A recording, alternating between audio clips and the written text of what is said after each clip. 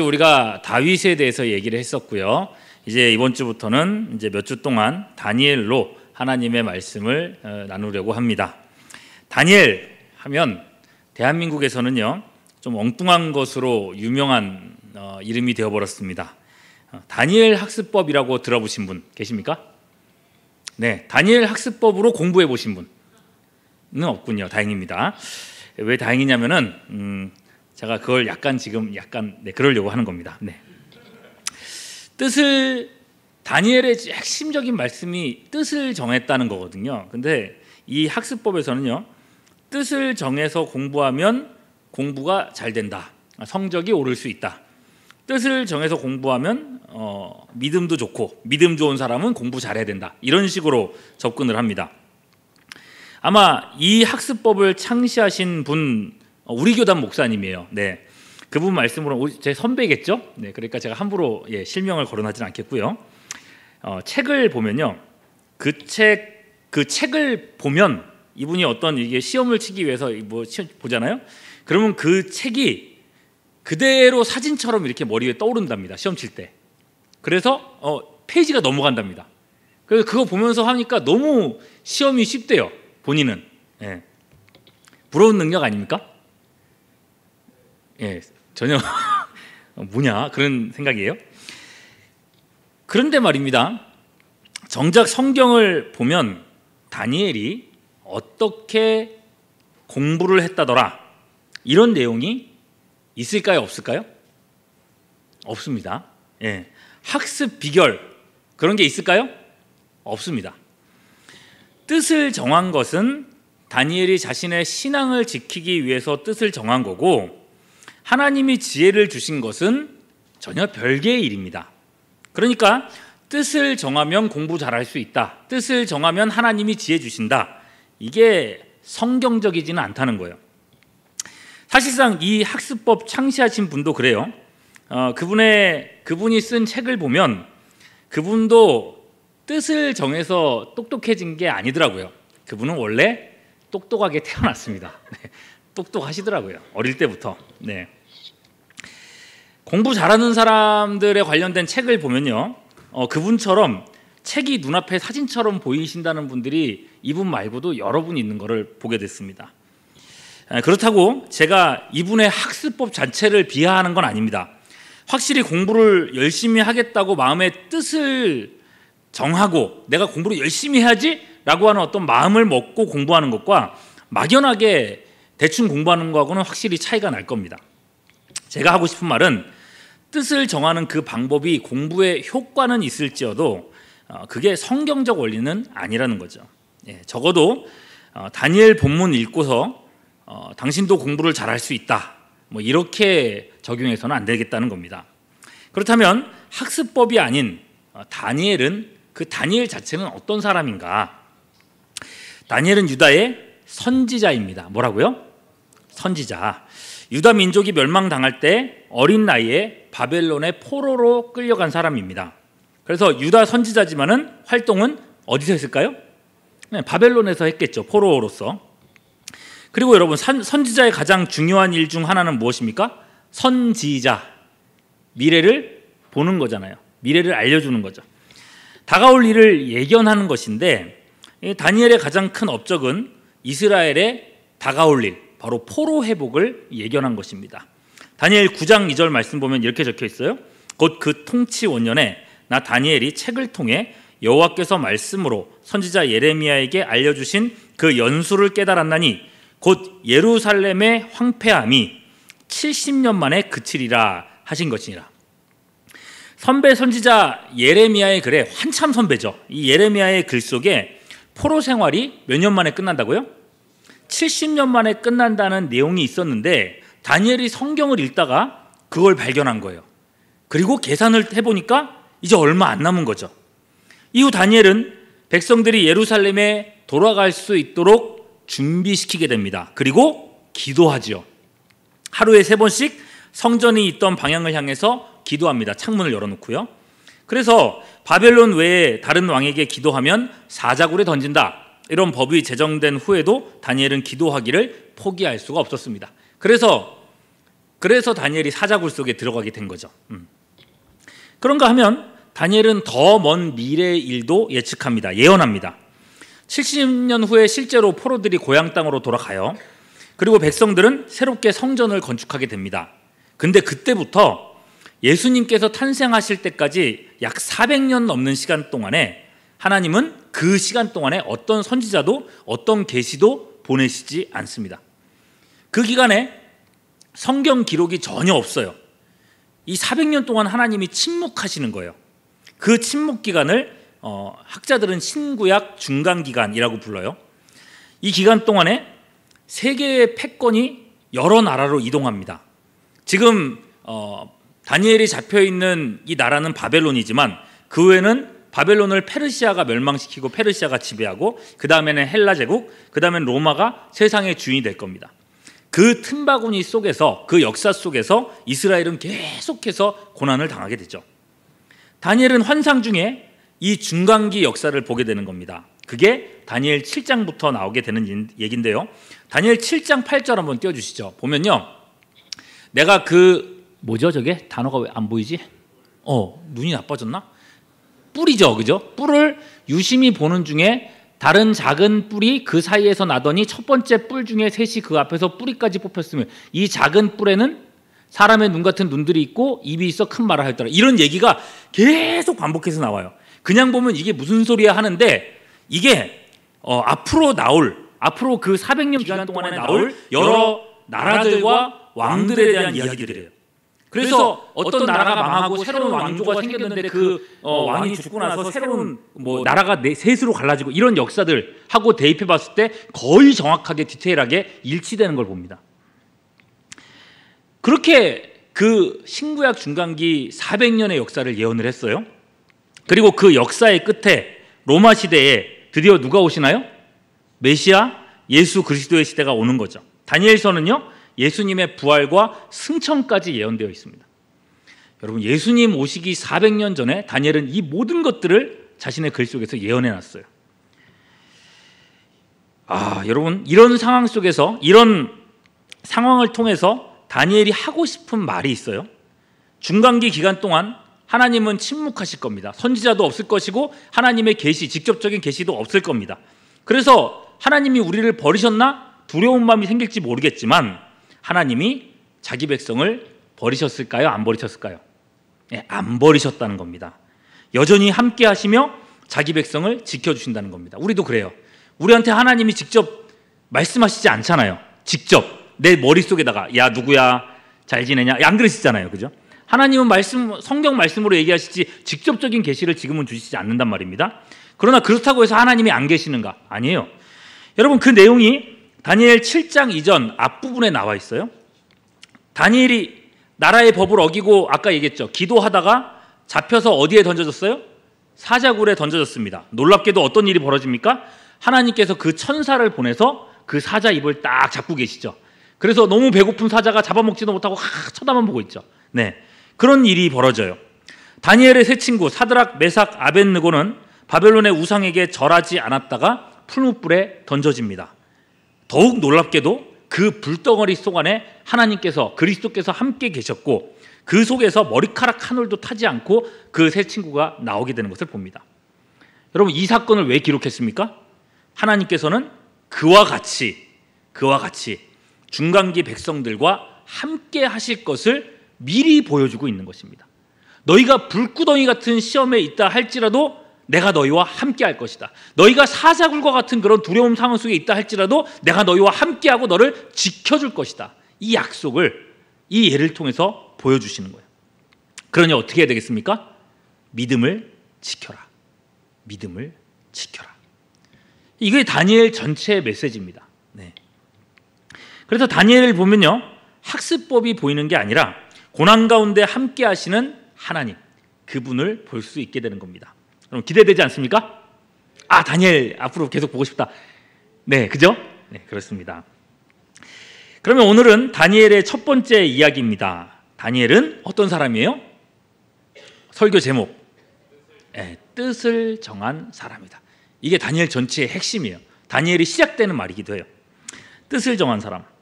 나는 하나님의 편에 서겠어, 하나님 뜻대로 살겠어 라고 마음의 뜻을 정했다는 겁니다.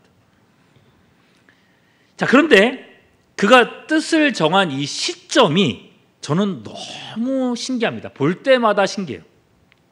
다니엘은 어린 나이에 포로로 끌려왔습니다. 어린 나이 때. 몇 살 때냐? 한 10대쯤일 겁니다. 15살 미치라고 저는 생각합니다. 네. 바벨론 왕 느부갓네살은요, 지혜로운 사람이었어요. 이 많은 식민지들을 효과적으로 통치하기 위해서 자기의 신하들을 거기에 파송해서 나라를 다스리게 한 게 아니라 그 식민지의 사람을 세워서 자신에게 충성하게 만들려는 계획을 세웠습니다. 그러니 아직 그렇게 하려고 하면 어른들 세우면 안 되겠죠. 누굴 세워야 돼요? 그죠? 아직 가치관이 형성되지 않은 10대 초중반에 있는 똑똑한 아이들을 선발한 겁니다. 그리고 그 아이들을 철저하게 바벨론화 시켰습니다. 제일 먼저 한 게 뭐냐면 창씨 계명입니다. 우리로 치면 우리 일제강점기 때 했던. 그래서 여러분 7절 보시면요, 다니엘의 이름은 뭐로 바뀌었어요? 벨드사살. 세 친구들의 이름은요, 하나냐, 미사엘, 아사랴 이런 이름인데 사드락, 메삭, 아벳느고라고 바벨론식 이름으로 이름을 바꿨습니다. 그 외에도 먹는 음식, 언어, 사상 그 모든 것들을 바벨론화 시켰어요. 그러면 여러분 생각해 보십시오. 바벨론은 당대 최강의 국가 아닙니까? 거기서도 이 사람들은요, 이 친구들은 왕궁에서 지금 양육되고 있습니다. 최고의 음식을 먹고 있고 최고의 문화를 거기서 누릴 수가 있습니다. 각 나라에서 조공품들이 오면 다 그 성으로 들어와요. 은금 탈취물들이 그 성읍 안에 정말 넘치도록 있습니다. 눈이 휘둥그레지죠. 와, 역시 큰 나라는 다르구나. 그죠? 이 어린 아이들이 12살, 13살 이랬을 이 아이들이 금세 현혹되지 않겠습니까? 야, 바벨론은 다르다. 야, 바벨론은 이길 수가 없겠다. 독립운동 할 수 있겠습니까? 안 되겠죠. 그죠? 신앙을 지킬 수가 없는 거예요. 다니엘도 마찬가지예요. 과연 이런 상황 속에서 여러분 생각해 보십시오. 하나님을 신뢰할 수 있겠습니까? 애초에요, 이 하나님도 그래요. 다니엘에게 있어서 하나님은 어떤 분이실지 생각해 보십시오. 여러분, 우리 교회에 어릴 때부터 자라왔던 우리 지체들만 생각해 봐도 그래요. 부모님 신앙 때문에 교회에 나오는 지체들이 많죠. 그런데 그 부모님 신앙 때문에 교회를 다니는데 그게 자기 신앙으로 되는 게 쉽지가 않더란 말입니다. 20대가 되고 30대가 되고 심지어 어떤 분은 50대가 되도록 나는 엄마가 교회 다니니까 교회 다니는 거야 라고 말하는 사람들이 있습니다. 하나님이 계신지도 모르겠다고 하면서 교회 다니는 친구들도 꽤나 많습니다. 중고등부 아이들 중에는요, 내가 20살만 돼봐, 내가 어른만 돼봐, 나 이제 교회 안 나올 거야. 여러분, 그런 마음 가진 지체들이 있어요. 여러분, 부모님들이 신실하게 신앙생활하고 부모님들이 정말 교회를 열심히 다니고 있는데도 그분들의 신앙이 자녀들에게 흘러 들어가는 게 쉬워요? 어려워요? 어려워요. 쉽지가 않아요. 목사님 자녀, 장로님 자녀 중에서도 신앙을 버리는 사람들이 정말 많습니다. 예, 지금까지 보면서 그래요. 그래서 저도 우리 애들 보면은 하나님 어떻게 하면 좋습니까? 난 능력이 없습니다. 하나님 살려주세요. 맨날 그러거든요. 근데 여러분, 이 다니엘을 보세요. 우리의 상황을 생각해 보시고 그리고 다니엘을 보세요. 어린 나이에 나라가 망했습니다. 이스라엘이 왜 망했어요? 이 어른들, 부모 세대가 하나님을 믿지 않았기 때문입니다. 하나님을 버렸어요. 심지어는 하나님께서 계속 경고하기 위해서 선지자들을 보냈는데 그 선지자들까지 죽일 정도로 악랄하게 하나님을 대적했던 사람들이 부모 세대예요. 다니엘의 부모 세대가 그랬다고요? 그러니 여러분, 부모 세대에게서 제대로 된 신앙을 배울 수 있었겠어요? 없었겠어요? 없었어요. 본 게 없어요. 본 게 별로 없어요. 그런 가운데 나라가 망했습니다. 그 바벨론의 압도적인 군사력을 봤습니다. 그리고 옛날의 전쟁들은 군인들만 오는 게 아니라 그 뒤에 뭐 신상들을 들고 나오거든요. 거대한 신상을 들고 나오는 그 모습을 보았습니다. 여러분, 그 바벨론이 얼마나 강력해 보였을까요? 바벨론의 그 신이 얼마나 대단해 보였을까요? 그에 비해서 내가 믿는 하나님, 저 여호와는, 우리 여호와는 도대체 지금 뭘 하고 있나? 여러분, 저 신이 진짜다 이런 생각할 만하지 않겠습니까? 그 어린 친구들이. 그런데 아무리 봐도 믿음이라는 것을 지킬 수가 없을 것 같던 그 다니엘이 어떻게 합니까? 뜻을 정했다고 합니다. 이 바벨론 땅에서 하나님의 방법대로 살아보겠다고 결정합니다. 자기를 더럽히지 않겠다고 합니다. 그래서 바벨론의 음식을 거절합니다. 당시 바벨론의 고기는요, 대부분이 신전에서, 이 종교의 나라잖아요, 신전에서 희생 제물을 드린 후에 이 시장이나 먹거리로 풀렸습니다. 그러니 대부분의 고기들은요, 우상에게 절한 고기들이에요. 다니엘이 그러는 거예요. 우상에게 절한 고기는 먹지 않겠습니다. 그것으로 내 신앙을 더럽히지 않겠습니다. 우리로 치면요, 추석이 다가오네요. 그죠? 추석 되면은 이제 어디 어른, 할머니 할아버지 집에 가고 하면은 이제 안 믿는 집안에서는 뭘 해요? 제사 지내잖아요. 그죠? 제사 지내고 그 절하고, 그래서 이 음식들을 먹게 되죠. 안 먹겠습니다 라고 선언하는 겁니다. 옛날엔 그런 분들 참 많았던 것 같아요. 예, 여러분들 부모 세대에는 아마 그 집안에 제사 지는 집들이 참 많았었는데, 그 제사 안 지내겠다고 딱 버티고 이렇게 서고, 나 죽은 조상한테는 절하지 않겠다고 딱 서 있다가 두들겨 맞고, 그런 얘기들, 간증들 많이 있으실 거예요. 여러분, 그렇게 거절을 한 거예요. 그래서 자기를 관리하던 환관장에게 나를 더럽히지 않게 해달라고 부탁합니다. 여러분, 이게 얼마나 어려운 부탁입니까? 직장 생활하는 지체들 항상 그런 얘기 하죠. 주일에 일하러 나오세요 라고 얘기하면 저 예수 믿는 사람이라서 예배 드려야 되는데요, 얘기하기가 쉬워요, 어려워요? 잘 하세요, 잘 못하세요? 잘 못하잖아요, 그죠? 제가 지금 누구랑 얘기하고 있는 거지? 네, 쉽지 않더라고요. 네, 그런 얘기를 하는 지체들도 많이 봤고요. 그런 요구들을 거절하는 게 참 쉬운 일이 아닙니다. 특히나 내 때문에 아니라 나 때문에 다른 사람에게 피해가 간다, 내가 안 나가서 다른 사람이 더 일을 많이 해야 되고 그런 피해가 가게 된다고 한다면 더더욱 쉽지가 않습니다. 거의 말을 못 꺼냅니다. 그런데 이 어린 다니엘이, 이 여려 보이는 다니엘이 그 말을 하는 거예요. 여러분, 환관장 쉬운 사람일까요? 여러분, 이 사람이요, 불합격하고 도장을 딱 찍으면 그 자리에서 죽을 수도 있습니다. 그 앞에서 음식으로 자기를 더럽히지 않게 해달라. 야, 더럽히지 않게? 야, 말도 참 예쁘게 한다는 생각이 들어요. 좀 예쁜 표현을 쓸 수도 있을 텐데 아마 이제 제의적인 표현으로 쓴 것 같아요. 더럽히지 않게 해달라. 그랬을 때에 환관장이 봤을 때는 얘는 도대체 뭐 하는 애지 싶을지도 모르겠어요.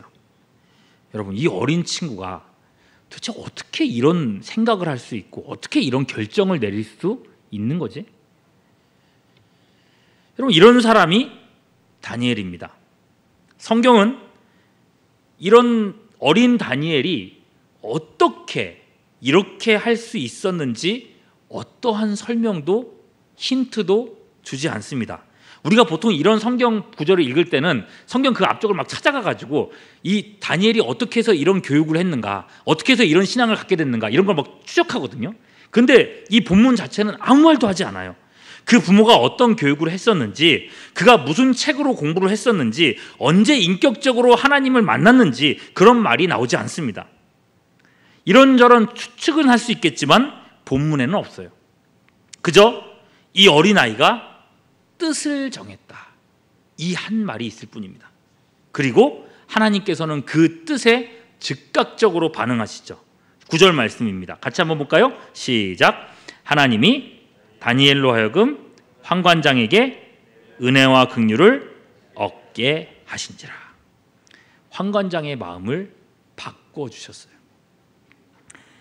이후 다니엘의 인생은 완전히 새로워집니다. 하나님은 다니엘을 바벨론에서 2인자로 세워주십니다. 그리고 이 다니엘을 통해서 아까 말씀드렸던 것처럼 70년 후의 미래, 그리고 신구약 중간기 400년의 역사를 준비하게 하셨다는 것입니다. 그 어마어마한 역사의 출발점이 뜻을 정했다, 이 한 문장 속에 들어있는 거예요. 수많은 유대인들이 바벨론으로 끌려왔습니다. 진짜 수십만 명의 유대인들이 계속해서 바벨론으로 막 들어옵니다. 그 수많은 사람들이 바벨론의 사상 속에 물들어갔습니다. 나중에 보면 나오지만 모든 사람들이 바벨론의 신상 앞에 절하는 장면이 나와요. 절하지 않은 사람은 오직 다니엘의 세 친구 사드락, 메삭, 아벳느고 세 사람 빼고는 다 엎드렸습니다. 거의 모든 유대인들도 바벨론에 굴복했습니다. 그런데 다니엘만은 달랐다는 겁니다. 그 가운데서 뜻을 정하는 한 사람이 있었다는 겁니다.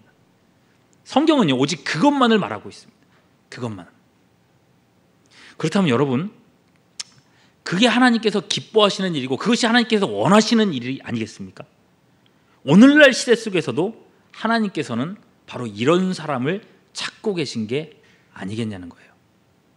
당연하게 세상 흐름을 따라 흘러가는 사람들이 아니라 하나님을 위해서 뜻을 정하는 사람, 성경 속에서 하나님의 뜻을 발견하고 하나님께서 원하시는 대로 한번 살아보겠다고 결단하는 사람, 불구덩이든지 사자입이든지 하나님이 붙잡아 주시면 안 되는 상황에 자기를 내어 던지고 하나님의 기적을 맛볼 사람, 하나님은 그런 사람을 찾고 계시지 않겠느냐는 겁니다.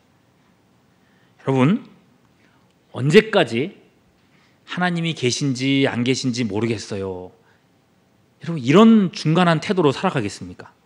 어중간하게 교회 속에서 발만 걸치고 있다가 뭔가 딱 하고 필이 오는 게 없으면 교회 떠나가고 하나님도 떠나가게 되는, 그렇게 세상을 따라 흘러가는 그런 인생이 돼야 되겠냐는 거예요. 여러분, 하나님은 살아계십니다. 여러분을 위해서 십자가에 죽으신 예수님은 부활하사 지금 하나님 보좌 우편에서 세상을 통치하고 계십니다. 그분이 세상의 주인이십니다. 여러분들에게 필요한 것은요, 언제 다가올지 모르는 그 필 같은 게 아닙니다. 느낌이 괜찮으면 내가 믿음이 있는 것 같고, 별다른 느낌이 없으면 내가 믿음이 없는 것 같고, 하나님도 없는 것 같고, 그렇게 우리가 흔들리고 살아가서는 안 된다는 거예요. 여러분, 전능하신 하나님, 살아계신 하나님, 우리를 위해서 모든 것을 예비하고 계시는 여호와 이레의 하나님, 그 하나님 앞에서 제대로 뜻을 정하고 사는 삶의 태도가 지금 우리에게 필요한 것입니다. 한동안 이제 다니엘의 위대한 삶과 여정을 살펴보겠지만, 여러분, 그 모든 것들의 출발점은 이겁니다. 뜻을 정하여. 뭐라고요? 뜻을 정하여. 여러분의 마음속에도 이러한 모습들이 있을 수 있기를 바랍니다. 이 다니엘을 이야기할 동안에 여러분들의 마음속에도 하나님 앞에서 내가 뜻을 정해야겠다, 이거 한 가지만큼은 하나님 앞에서 한번 실천해봐야겠다, 하나님 위해 살아봐야겠다, 예배 한번 제대로, 예배 한 번이라도 한번 제대로 드려봐야겠다, 이번 기회에 술이나 담배를 좀 끊어봐야겠다, 성경 일독해봐야겠다, 내게 주변에 있는 사람들에게 전도 한번 해봐야겠다, 하나님께서 어떻게 일하실지 나 자신을 던져드려봐야겠다.